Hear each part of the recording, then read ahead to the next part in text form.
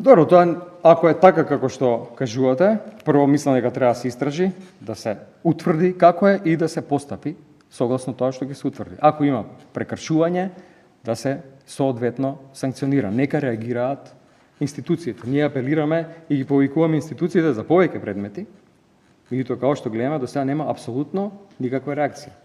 Десетици тендери, близу 100 милиони евра одлеани во фирмите на блиски луѓе на ВМРО ДПМН, нема апсолутно никаква реакција или некакви смешни одлуки.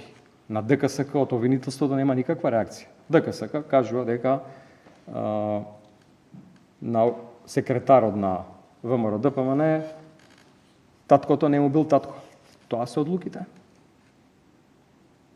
Но што да се очекува од гувернерот? Човекот што е против растот на минималната плата, човекот што беше претседавач на Советот на град Скопје, кога исто како и сега и во тие години кога беше, Скопје потона во ѓубре. Намерно се блокира градските институции. Така да не би ме изненадило да е вака како што кажувате. Фала ви. Да. Има ли право Шилево кога тврди дека треба постапката преку општинската организација да ја терате и дали има можеби и други што размислуваат како него, планирате ли да покренете постапка и против некои други лица? Гледайте, ова политичка партија, суштината е да се постигне консензус, да се изгради консензус, да се изградат политики врз основа на различни мислења на многу луѓе. И јас и раководството го правиме сето тоа во изминатите повеќе од година и пол време. Така било, така е и така ќе биде. И тоа е суштината на градењето на добри политики, да се сослуша секој еден. Но, да некој одработува за ВМРО ДПМН, јас тоа, како што кажав, нема да го дозволам. Вчера излезе некоја изјава дека има некаква платформа, некои луѓе кои што не сакаат ни да се потпишат, имале, пишува таму гревови, кажува дека ВМРО ДПМН е била најголема партија, дека опозицијата била раситната, што може да се очекува тоа и што може да е позадината, освен да е тоа пишувано во Белата палата на ВМРО ДПМН и дадено на некои луѓе тоа да се презентира како некаква платформа. Пазете, ќе биле платформа, затоа што единствената неконтролирана опозиција во земјава, а тоа е СДСМ, тоа не требало да биде. Од кога Шилегов излезе, го злоупотреби денот на годишнината на Кочани и освен тоа интервју што го даде, ја нападна собствената партија и знаеме дека одработува за ВМРО ДПМН, остро се спротивставуваме и ќе се спротивставуваме. И секој еден кој што со таква намера излегува во јавност, да плука по оваа партија, да ја ситни, да ја дели, ја нема го дозволам. И апсолутно наспроти тоа, секој конструктивно мислење ќе биде сослушано, ќе биде земено, предвид вратите се отворени за сите, но не на злонамерниците, кои што у периодот кога почнуваме и мислам дека веќе успеваме да ја разоткриеме оваа власт. Каква е суштината на оваа власт? Корумпирана, криминогена и антиевропска. Се што им останува е нас да не ситнат и да не делат. Граѓаните тоа го препознаа, дека немаат капацитет да ја водат државата, ниту имаат желба, ниту имаат визија. Ниту една добра политика немаат спроведена, освен некои кои што останаа неспроведени од времето на владење на СДСМ. Една добра политика, кажете, која ја спроведе ВМРО ДПМН и Христијан во изминатите 2 години власт. Една добра политика. Платите не треба да растат, цените не ги контролираат. Во земјоделството нема субвенции, во здравството ништо. Ништо не се случува.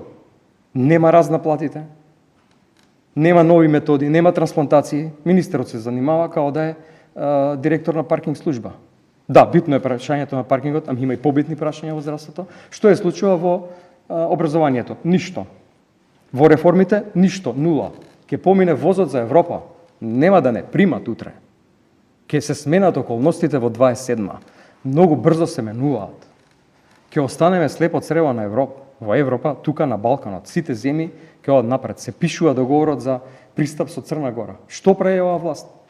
И сега кога тоне на сите анкети, што ја останува? Нормално да ја дели СДСМ однатре. Јас тоа не го дозволувам.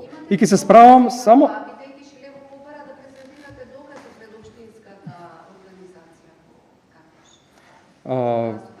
Шилегов не сака да ги презентирам доказите.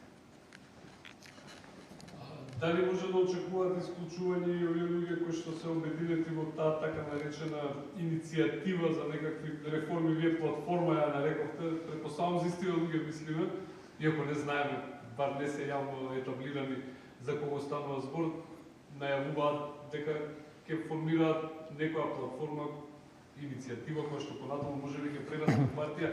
Лошо ми е искуството со вакви платформи. Знам, стана така партија, па се има, не знам колку пратеници, зема еден дел од СДСМ, признали или не, тоа е удар за партијата. Што може да очекуваат луѓе во што формираат оваа иницијатива? Дали ќе бидат и тие повикани на одговорност и исклучување од партија? Гледайте, ние не знаеме кои се тие луѓе. А еве, кажав и објаснив што им е позадината. Па добро, не се подпишани. Да.